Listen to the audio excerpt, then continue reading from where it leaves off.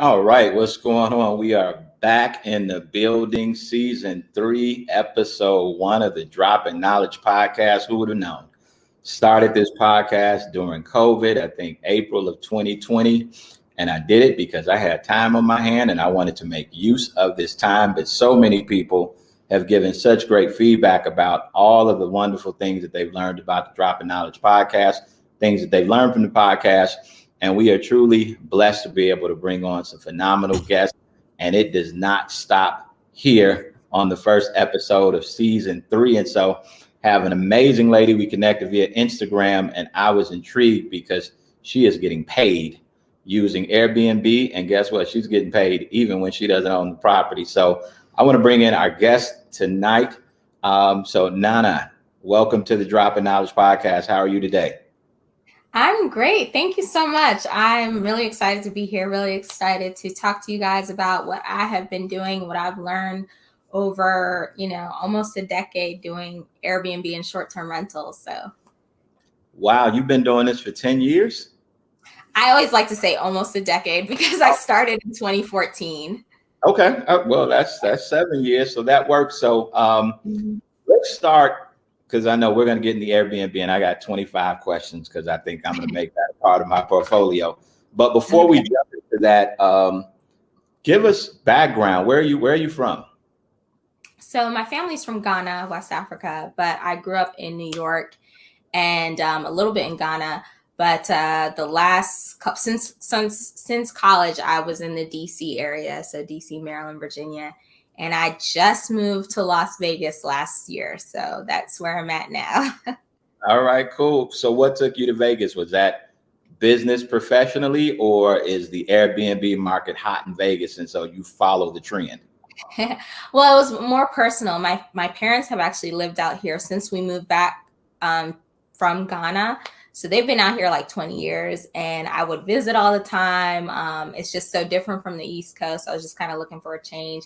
And it is a bonus that, this is a great place to do short-term rentals in general, because, pre-COVID, people are always visiting Las Vegas. And even during, COVID, people are still visiting this area. So I actually still have units in the DC area. So I was like running those. I'm kind of closing them out and transitioning out here. Okay, got it. So again, welcome to all of our listeners. We appreciate the support you all have continued to give us over the past 2 seasons, and season 3 is going to be amazing and phenomenal. Be sure to, if you are looking at this live, share it. Share it with your network, share it with your friends. We are on Facebook at the Dropping Knowledge Network. We are on Instagram at the Dropping Knowledge Network. And we are also on YouTube, so you can always watch the live broadcast on our YouTube page as well. So Nana, you talked about being from the East Coast. Obviously, we talked a little bit before we came on live. You talked about being an entrepreneur and having your hands in a few different things. What did you go to school for? Was entrepreneurship always in your blood, or did you see yourself doing something different in school? So I think it was always in my blood. I just didn't know it. So for college, I went to school for marketing. I was in the business program. And then I worked for a couple of years in sales. And then I went back to school and I went to law school. So I actually am also an attorney. I just don't actively practice because that's not where my passion or heart is. But I'm still licensed. None of this is legal advice, by the way. Just got to cover myself there. But yeah, but I say that I think it was always in my blood and I just didn't realize it because I always had a side hustle. Like I always was doing something extra, even when I was working for the companies that I worked for in sales, I always had I was doing real estate on the side, throughout law school, I was doing real estate on the side. And, after I practiced real estate law. So I did real estate law and contracts. And I was just always side hustling. I always had something going on. So I just realized, hey, this is kind of like my passion. Even if I'm doing some sort of project, like I mentioned to you earlier, I do interior design now as well. Right. But I've always got my hand in different pots. And it's just a passion for me. I think, when you've got that kind of creative mind, it's just always going. So, I think it's good. Like, even if you're a serial entrepreneur, I always say dive deep, like get one business settled first before you go on to the next. But Sure. I've always had that passion to want to try something new. Got it. So you mentioned getting back involved in Airbnb back in 2014. You see, I can't wait. I'm jumping right in. Since 2014, that was early Airbnb days. So what caught your ear about it? Why did you think it made sense? And why did you figure you should invest time into learning it? Yeah, so I've always liked things that are like kind of new. I was like one of the first people to do Netflix. Like I remember my family being like, "You're doing what? You're sending?" That was back when you had to send it in the mail. So I've Yeah. always been into stuff like that. And at the time, I was living in DC. I was living in a really nice but very expensive apartment, but really really fancy. And so I would travel a lot for leisure as well as for work. And so I Okay. said, well, why don't I supplement my income when I'm traveling? And, I'm kind of adventurous. So I just locked up all my stuff. And whenever I would travel for like a week or a long weekend or something like that, I would put my place on Airbnb.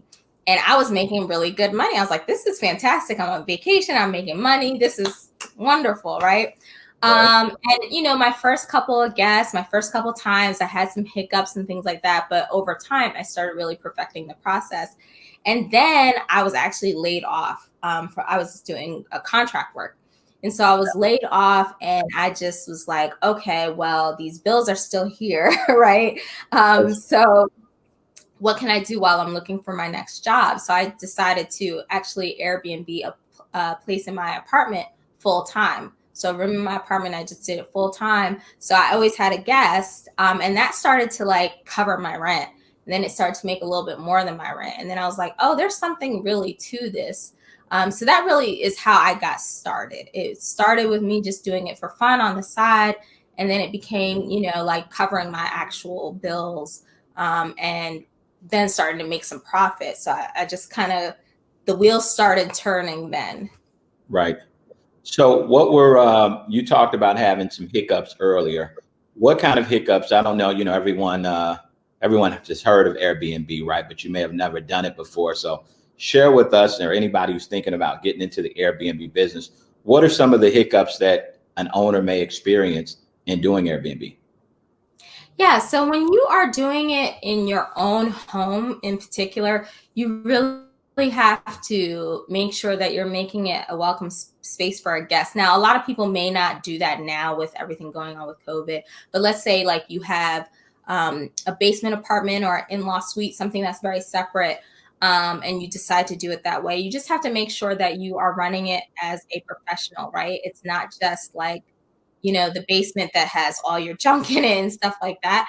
But the Right. biggest thing is cleanliness. So it was big back then, but it's of course even more big now. And so I would have times where I'm like going on vacation. So I'm trying to do my vacation planning and packing and all that and set up for the Airbnb guests. So I just came to the realization, which most hosts will tell you, once you get to a certain groove, either you're having it professionally cleaned by someone else, which is the best way to go. But I understand for some people when they first start, they want to see proof before investing in something like that. So, I give people like a cleaning checklist so that you're not missing little things that, when you're living there, you might think is fine, but when you have someone coming and they're paying money, you want to make sure you're cleaning in a way that is going to be professional standard. And even if you're not living there, so like I teach people how to actually go out and find property to use for Airbnb if they don't want to use their own space. You also can make more money doing that.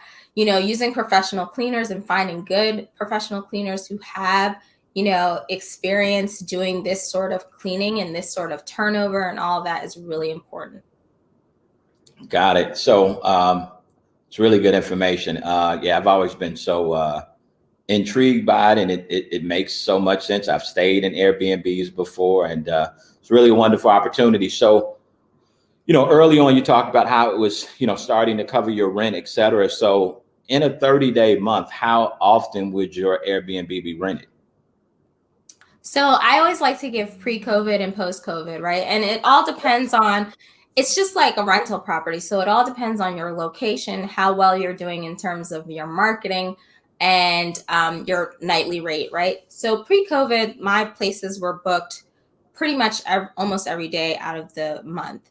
I'd have like, and that was based off of like adjusting my pricing based off of the season. So of course I might be priced a little lower in the winter months, and then I'm priced really high during the high demand spring and especially summer months, right? Okay. But I'm adjusting my pricing to make sure that I am booked as often as possible while still making more than break even, right? Right. Because I'll cover my initial expenses and then start to make profits. So you adjust you use kind of what we call dynamic pricing to make sure that you can optimize your booking. Post COVID, initially, like when things really happen, I always am upfront with people. Like March was a bloodbath because no one knew what was happening. Everyone canceled their bookings. I had the full month booked out for all my units. But what we did is we pivoted really quickly and started going after, staycationers. So people who are like, I'm over being in my own house. I just Right. need to get away for a couple of days, right? Or even Right. people who were using Airbnbs to remote work, because they just have too much going on in their own house. And then the biggest one is travel nurses. So travel nurses, they are going from city to city to do assignments at hospitals that have a shortage of nurses. And they're Right. staying for like 3 months at a time, maybe 6 months at a time. And usually they get a stipend. So we started really, really going after travel nurses as well, so that we would still be able to have bookings. And you can, they're just like everyone else. They search on Airbnb as well, and then other sites as well. So that pivoting and just making sure that we were going after the people who still needed somewhere to be Right. was really important. And then you'd be surprised. Like I had some people who they were actually using Airbnb because of COVID. They just had so much uncertainty on like where their next job was going to be or if their job would continue. So they didn't want a 12-month lease, right? They wanted Right. something short that they could show up. It's furnished, it's clean, it's in good condition. So yeah. Got it. So we're going to get into your course because I know you now teach other folks how to benefit through Airbnb, but obviously you have a lot of knowledge and no pun intended. And so where did you get that from? Where did you get the knowledge? Is there kind of an Airbnb university that you went to? Is this all learning from trial and error? Where did you get this knowledge about how to build a successful business in Airbnb? Yeah, it was a lot of trial and error. It was a lot of YouTube University, to be honest. It's just that takes a lot of time because there's a lot of good information, but there's a lot of like nonsense information out there too. But a lot of Right. trial and error. So like my after doing it in my own place, I was like, this is cool, but I don't want to be like have people in my home all the time. So I Right. started to work with a friend of mine who actually had an apartment that she could not rent. It was vacant. And so I said, hey, well, girl, I've been doing this little Airbnb thing. Do you want to do this together? So that was like my first one out of the house. So then it was like learning how to co-host. So I was a co-host for her. And that's when you are using someone else's property, you are the host on it, and you get a percentage of the bookings. So that goes into how to actually do this without buying property, right? But Right. that is how I initially learned. Like it's been 7 years, like you said, of just trial and error.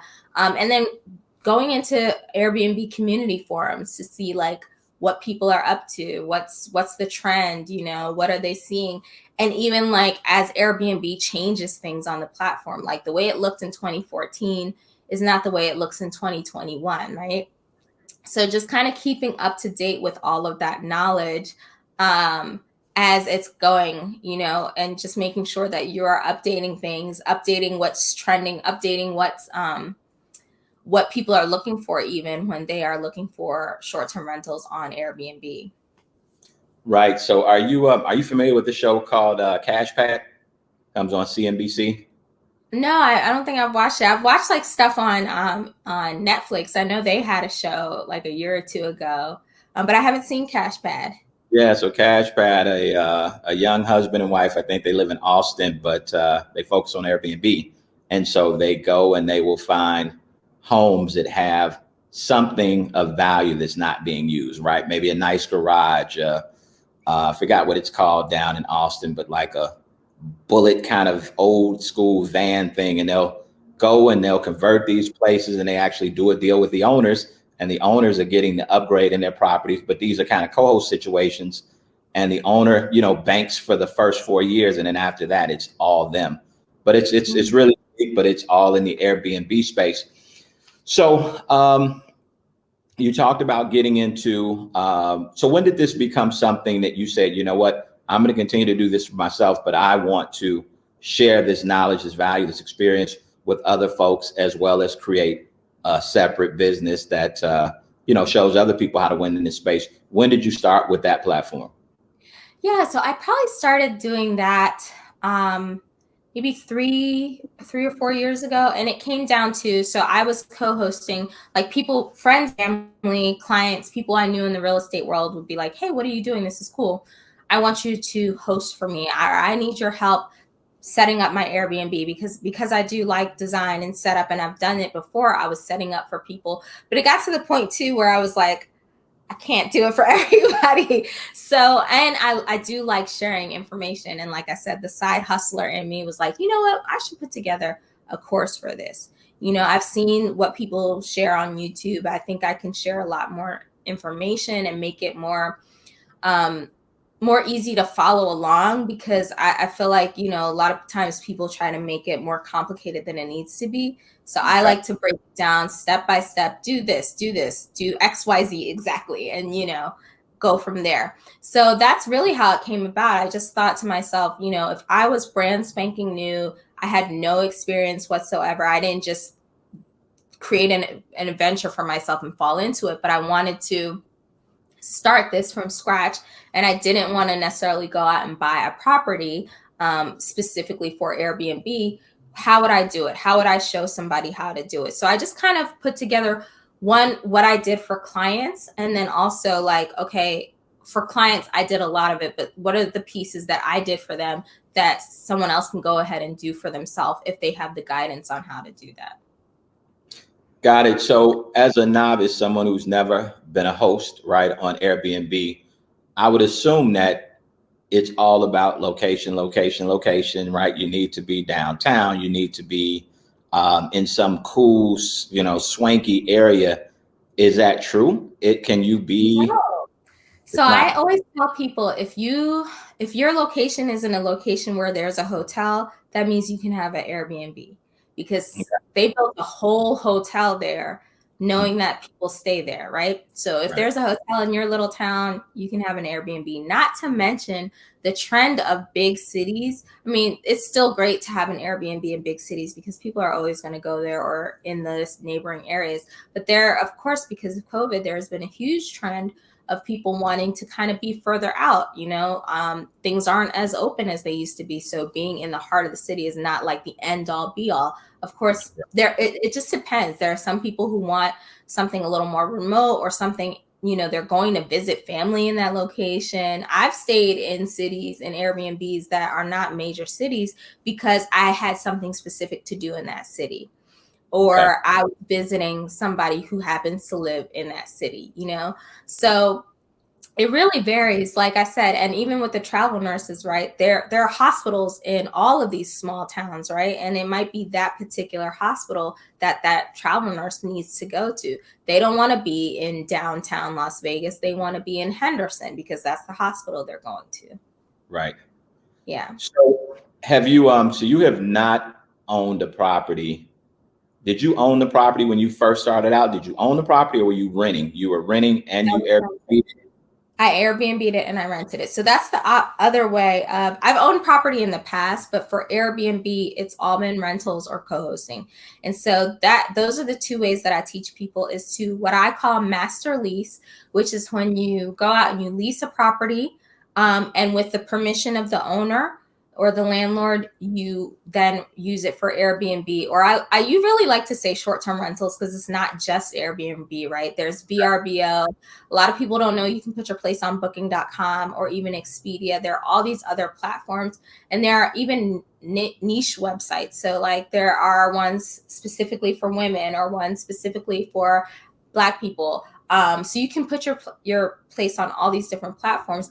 But with master leasing, you actually want to make sure that you have it in your lease. You have a clause in your lease and permission from the landlord to do this. Now, I will admit, when I first started, like I said, I fell into it. I was just rolling with it. Right. But that was 2014. So I would not advise doing that at all right now, because you could really get yourself into a lot of trouble. Okay. So I want to Airbnb, right? I want to do it, right? I've listened to you tonight. You drop game. I need some extra income. What's kind of my first step? Do I have to decide? Yeah. What's the first step? You tell me, how do I get started? Yeah, so I always walk people through what I call the lavish method. So the lavish method is basically learn. The first step is to learn. So you want to learn what you can actually legally do in your location, because as you know, I'm sure you've heard all these different like cities and counties putting in short-term rental regulations, which is not necessarily a bad thing, because you've heard the stories where some people were really taking advantage, throwing huge parties and things like that. So you want Right. to find out your particular city. Okay, can I host things under 30 days, or does it have to be over 30 days? You want to put together a game plan for yourself, so you know what kind of, from the jump, what kind of property you want to look for and what kind of guests you would probably be attracting, right? So that's Right. step number one, is you just want to see what's allowed in your city and you want to kind of put together a game plan. Step number two is going to be, assembling your team. So that's like assembling, cleaners and things that you want to eventually use. You want to have all that set up even before you get your property, so that like, okay, if I get a property tomorrow and they're all good with it and the lease starts on the 1st, and the 1st is in like 2-3 days, and I've got furnishings, I have my cleaner ready. I don't now have to go out and find someone and make sure they have good reviews and all that stuff. So that's kind of the initial process. Tell me, so the team, right? So if you're a real estate investor, you got to get your lender in order. You got appraisal guy, home inspection. What's the team that you're putting together outside of a cleaner? Is there anyone else besides a person who does cleaning for you? Do you outsource marketing, or are you doing that yourself? So initially, I always say you want to maybe do things yourself aside from the cleaning, so that you have a good process to give to somebody, right? Unless you go out and hire a management. So if anyone listening is interested in management, let me know, and I can refer you to the manager that I use currently. But if you're like, initially you're doing this yourself, you want to make as much money as possible, you also want to learn the business, I would say initially do it yourself. But some of the things you can eventually outsource are your guest communication, right?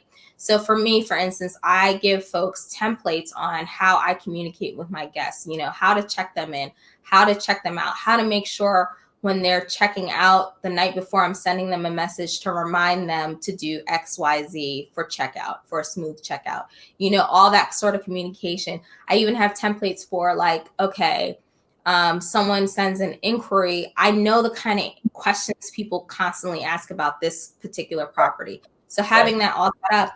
And once you learn your property and you have that, then you can sort of outsource that communication to like a virtual assistant, or even someone in your family that has time. Because depending on, how often you get booked or how many properties you want to have, that can become a lot of communication. Sure. So that's something else that you would want to have. Again, another thing could be like an on the grounds person. So someone who, if there's any sort of issue, they can meet up. I do self check-ins on all my properties. So most of the time I don't have to interact with the guests aside from, our communication, but you want to have somebody, and you can start with it being you. For me, it was me for a while, for a good long while.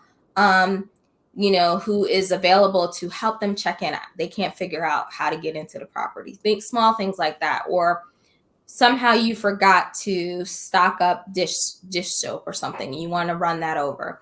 So that could be somebody that you have as well. And honestly, it can start with someone like, a nephew, a niece, somebody who needs some help. Put your good shirt on and go over there. I'm sorry? Right. No, I said, yeah, put your good shirt on and go over there, right? Exactly. So that's kind of assembling your team, and then even your business structure. Like, so whether or not how do you want to set this up, like setting up your bank accounts and things like that. so that you're not mixing up. This is business money coming in. You're not necessarily mixing it up. So I show people how to like get all that set up as well. Got it. So as of today, how many properties do you have? How many Airbnb how many short-term rentals do you have in your portfolio? So right now I have 4. Last year I had 20, but Wow. so 2018 through 2020, I was running 20 Airbnbs, and that was a combination of master leases and co-hosting. But I decided, because I wanted to focus more on the teaching and coaching and everything like that, a lot of the ones that I was co-hosting, I partnered with another awesome host. She manages my units as well, and so she manages all the ones that I used to co-host as well. So she's got all of those. So I probably will get myself back up to maybe 5 or 10, 5 to 10, I should say, like here in the Vegas area. But, running that many, like now that I have a manager, is really great. But I always say, like, it's good to have run the business before you get a manager, in my opinion. Some people start out the gate with a manager, and that's fine. But I like being able to know what's right and what's not. Right. I like having run it myself before for so long. I know when I've got a great manager and when I've got someone who's just, okay, you're making it, you're giving me bad reviews, you're making it worse. So, and that's to say you have to do it for a long time. And like I said, some people, this is completely like their additional stream of income. So they'll get a manager from jump, and then a good manager will, set you up, get you set up. Because like I said, I do design as well. That's how I started setting up units for people. Sure. Yeah, it just depends on how you want to do this. And then you also need to decide, like, do you want a master lease or do you want to co-host? Got it. So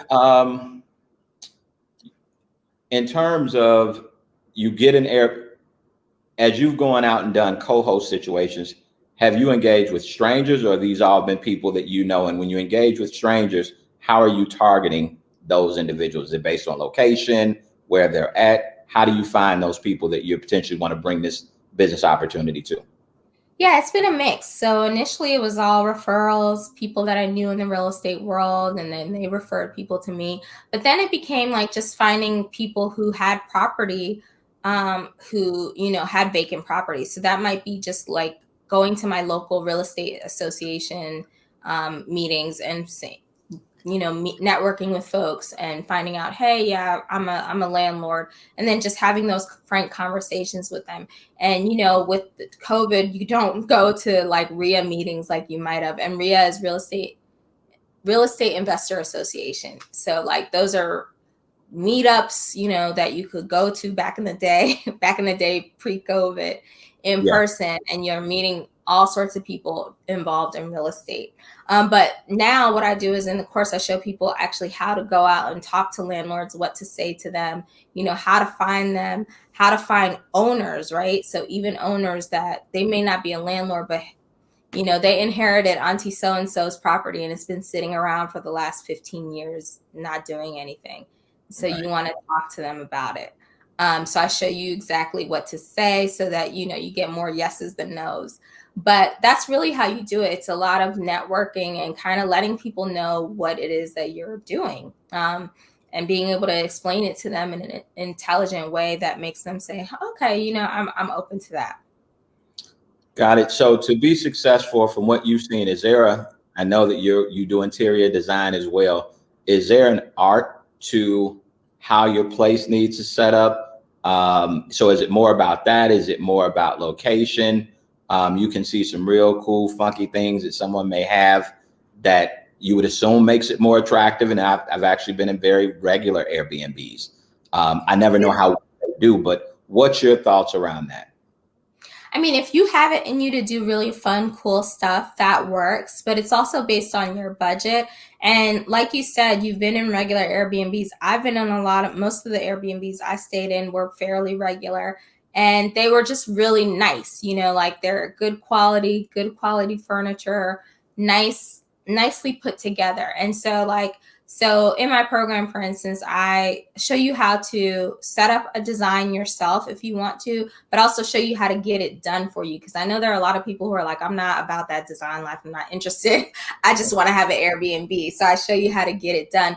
But, you don't have to, you can pull out all the stops. And yes, that's when you maybe can be able to charge something because you may be able to charge more because you have a themed Airbnb, but that could also cost more. So it also depends on your budget, how much you actually have to put into this property. Or if you're co-hosting for somebody, they may already have it furnished. So, you can just go with what they've got, or you can say, like for me, because I have a design, I'd be like, hey, we should change a few things. It depends on their budget. Like, can they do that? And then that's also like, you want to decide, you want to choose well as a co-host, right? No, not all owners are created equal. You want to make sure you're choosing a property that is in good condition, an owner who takes good care of their property. I know all this from experience. You want to make sure that a guest isn't messaging you saying, hey, the toilet's not working, and you're calling the landlord and they are nowhere, or the owner, and they're nowhere to be found. So you want to make sure you choose well. So you said that you've had over 20 properties at one time. What's how many bookings? Do you know how many actual bookings you've had of Airbnb guests or short-term rentals since you've gotten into business? Oh, it would be a lot. It'd be probably since I got into the business, probably over 1,000. I don't really know. I know I've got, like, on my profile, I've got probably like 700 or 800 reviews, but not everyone leaves a review. So I know it's more than that. So it's been give me the worst story, worst situation, worst Airbnb situation that you've been involved in. The worst, okay, there are two. Okay. One was and I'm gonna say it from the co-host side and from like the guest side. So one was where I had a new co-host that I was, hosting their property, and the house was just in a great location, like great location, prime area in the city. And but they did not take care of their property at all. I mean, like, I told them to do XYZ. They refused to do it. And I had a guest one weekend where the toilet broke. And I was like, a couple people in the house all weekend, and they were using the bathroom. And so by the time we got there, it was not pretty. And the owner just was like, why are they breaking my toilet? It was not good. Right. But the worst on the guest side has been where they just basically had a party, like, the party situations that you hear about, lots of weed smoking. They burned the carpet. They burned, like, put whole, burn marks in the carpet and the curtains. They tore off the handle of a door. But that literally is like 1 in every 700, not, something crazy. Like, it's not very often.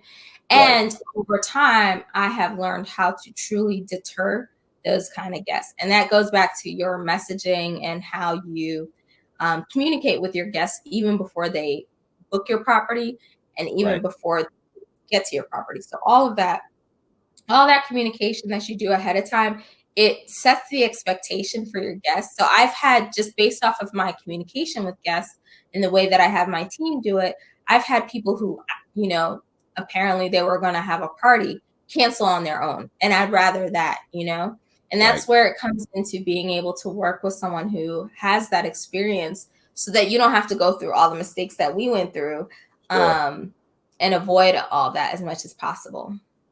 Got it. Okay. So if you're checking this out and listening to the Droppin Knowledge Podcast, season 3, episode 1 with Miss Nana right now, talking about Airbnb. If you're listening to it on Spotify, Apple, etc., I'm getting ready to share her link where you can go to get information about our courses, etc. So you want to probably jump over to our YouTube page, search for the Droppin Knowledge Network, and you will be able to find this episode and get the information. For anybody who's checking us out live, I just dropped it on the page here. And so, Nana, talk a little bit about what's here. You offer courses, you offer ebooks. what do you offer to help someone like me who is now all excited about having 50 properties in my portfolio, but I don't want to go crazy? So talk to Yeah. me. What can I do? What can I get from you? How can you help me? Yeah, so I always recommend you can always check out the B&B Quick Start Bundle, which is like my ebook bundle, right? So that's my ultimate guide to Airbnb ebook, my how to host and book travel nurse ebook, and my interview series. So interviews like this, where I'm just kind of giving a lot of information, you can start with that.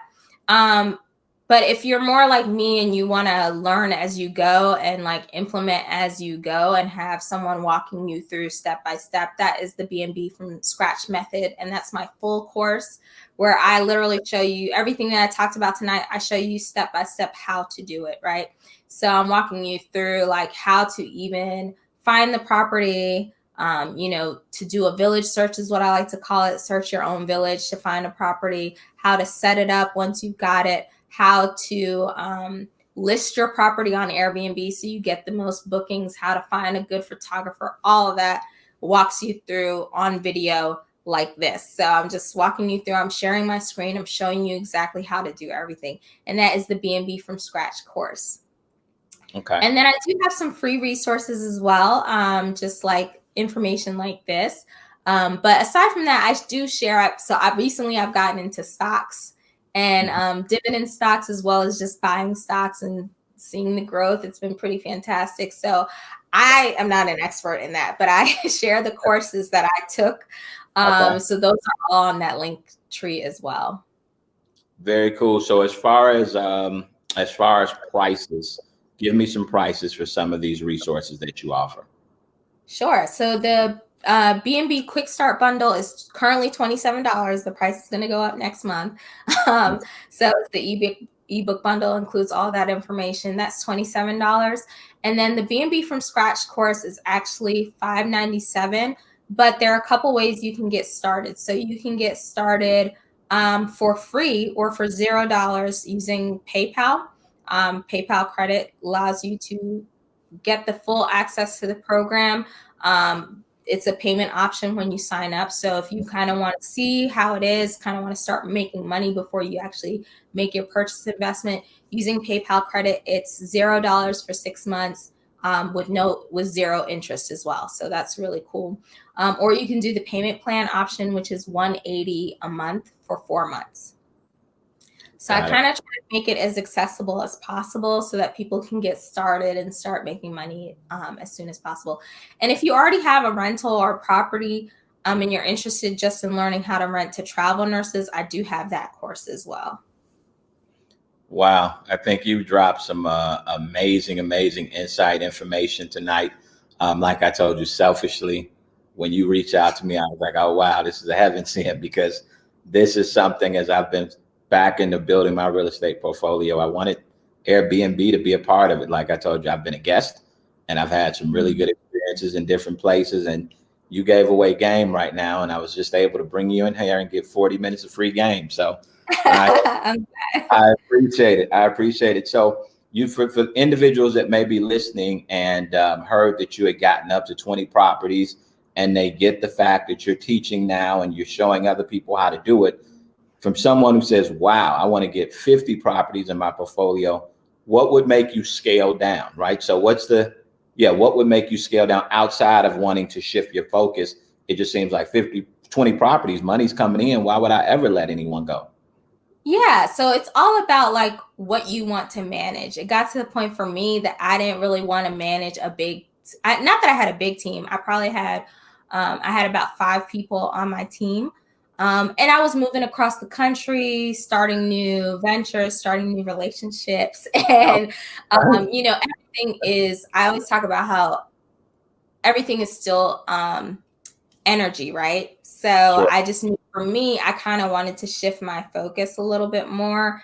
And I still took care of my clients. So I still knew that they were able to, like the ones that I was co-hosting for, still able to have successful, Airbnbs. Like the person who manages for me, she does a fantastic job for them. They are making great money. I just knew it still just takes, it's running a business, right? And so I would be running multiple businesses. So for me personally, I knew I still want an Airbnb. I love it. That's why I will probably open up 5 to 10 units out here. But I love interior design. I really want to focus on that. And I love coaching. So those are like my two main focuses right now. So yeah, it just made sense for me personally. But I know people who I know people who've gotten up to 100 units. I actually did some staging and design for companies because there's institutional money in this game too, which shows you how, big it is. I worked for a company that did exactly what I do, but on a bigger scale. That they were up to like 1,000 units at one point, so it's just about where you want to go. Oh, right. Wow, that's amazing. So share with us. I'm sharing some things right now for anybody that's watching live on the YouTube link, or if you're watching on a replay, etc. I'm showing where you can actually catch up with Nana, where you can follow her on social media. But share your social media and where people can catch up with you at. Yeah, I am at Nana Alice Nyarko on pretty much all social media. I'm on Instagram is where I mostly live. I'm also on Facebook and Twitter as well. And I do have some YouTube. So I actually have some really free content on YouTube as well. So you can find me at all those places at Nana Alice Nyarko. All right. Well, I appreciate you. This has been a great conversation. I've learned a ton. I'm sure anybody who checks this out is going to learn so much. And hopefully, if you're interested in getting into the Airbnb game and making that a part of your income portfolio, this is definitely a great start. And she has some amazing information available. I know I'm going to be a customer because I want to get all of this information that she has. As she talks about, get the game before you get going. And so I'll make sure that I take that in. And as always, this is our kickoff to season 3 of the Droppin Knowledge podcast. We have a new home, the Droppin Knowledge Network, which is a collection of podcasts and shows all about inspiring, educating our community to get better, do better, learn more, and execute. And so great way to kick off the season. Nana, again, appreciate your time and look forward to working together in the future. For everyone else, we appreciate the continued support. Peace out, and we will see you next week on episode 2. Thank you guys so much for having me. It's been great. Thank you.